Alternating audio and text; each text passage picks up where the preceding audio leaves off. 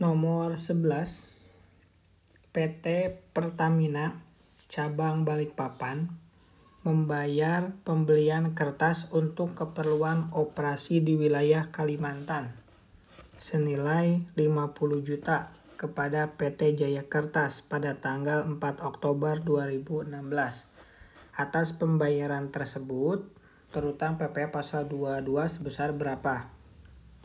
Kata kuncinya ada di industri atau di pembelian kertasnya.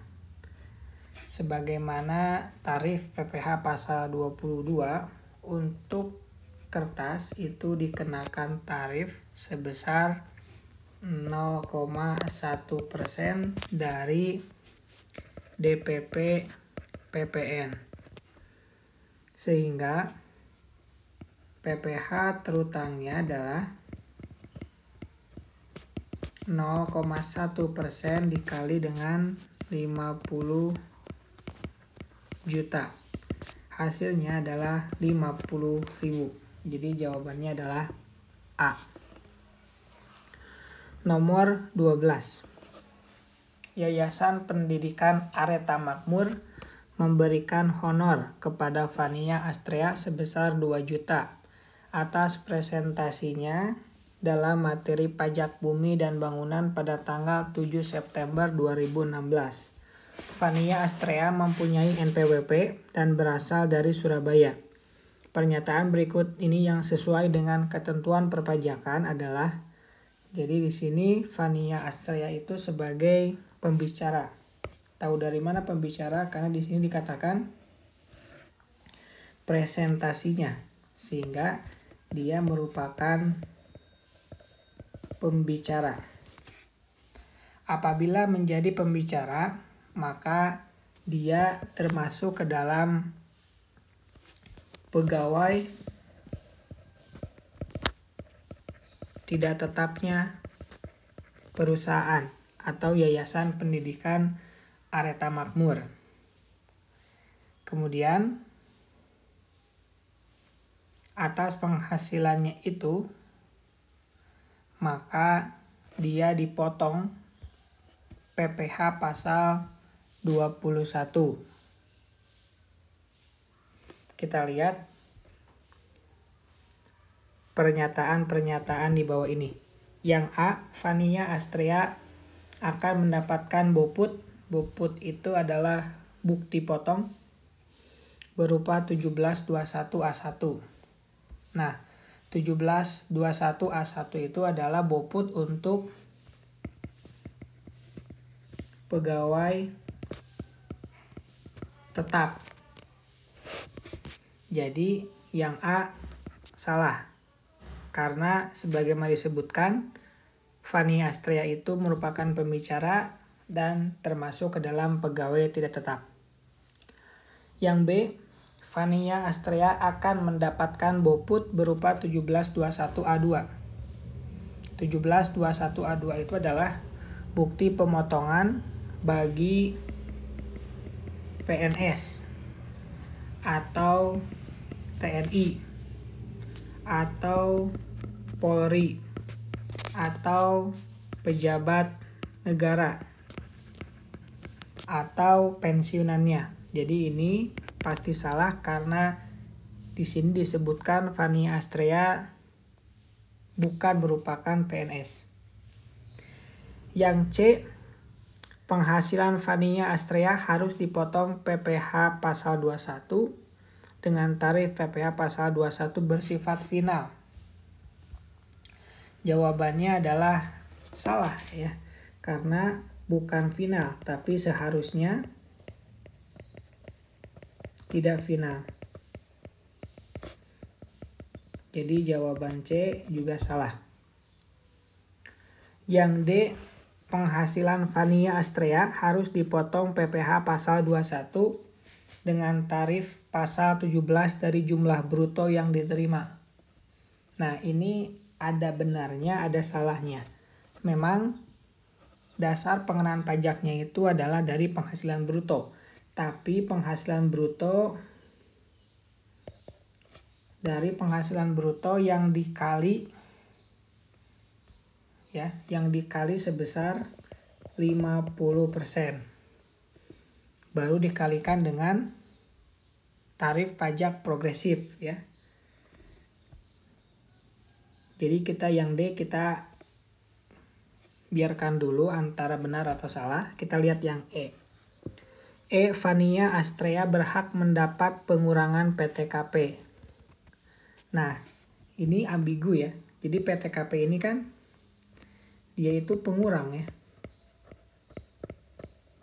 Jadi apabila dikatakan pengurangan PTKP, berarti PTKP itu berkurang.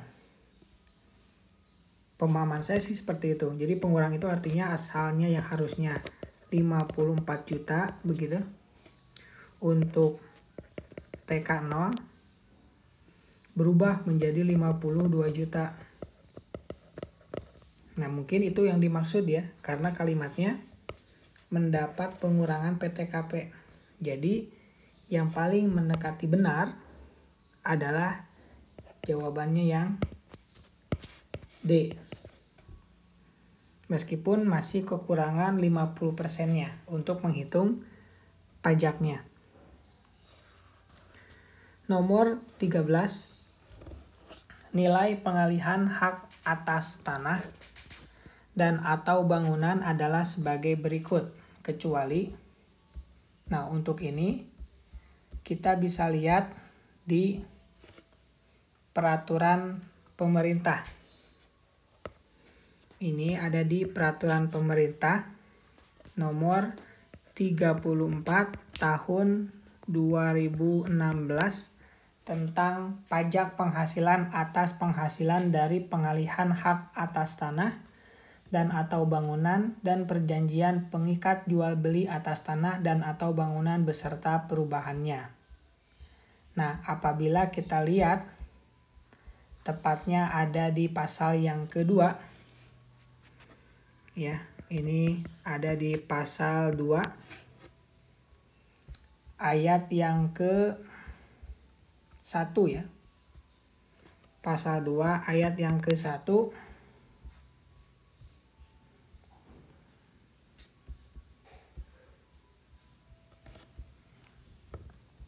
Bukan ayat ke-1, ayat yang kedua, sorry. Pasal 2 ayat 2 ya. Nah, di sana disebutkan ada 5 yang menjadi nilai pengalihan hak atas tanah dan atau bangunan. Kita baca yang A, ini termasuk ya, nilai berdasarkan keputusan pajak yang berwenang dalam hal pengalihan harta kepada pemerintah. Ini ada di pasal 2 ayat 2 huruf A ya. Kemudian yang B, nilai menurut risalah lelang dalam hal pengalihan hak sesuai dengan peraturan lelang. Vendu Reglement Stadsblad tahun 1908 nomor 189 beserta perubahannya. Ini ada di pasal 2 ayat 2 huruf B.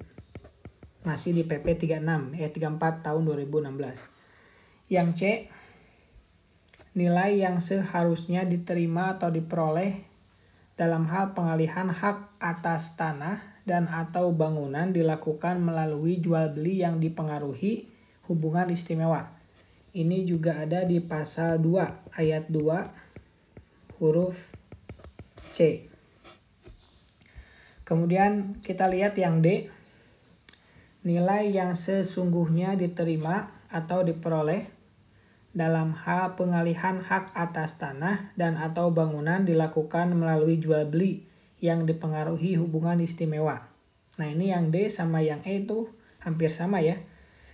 Yang E, kita lihat dulu, nilai yang sesungguhnya diterima atau diperoleh dalam hal pengalihan hak atas tanah dan atau bangunan dilakukan melalui jual beli yang tidak dipengaruhi hubungan istimewa. Perbedaannya ada di sini ya. Kalau ini yang dipengaruhi hubungan istimewa, kalau ini yang tidak dipengaruhi hubungan istimewa. Mana yang benar? Yang benar adalah yang tidak dipengaruhi. Karena ini ada di pasal 2 ayat 2 huruf D. Sehingga pernyataan yang salah adalah D. Nilai yang sesungguhnya diterima atau diperoleh dalam hal pengalihan hak atas tanah dan atau bangunan dilakukan melalui jual beli yang dipengaruhi hubungan istimewa.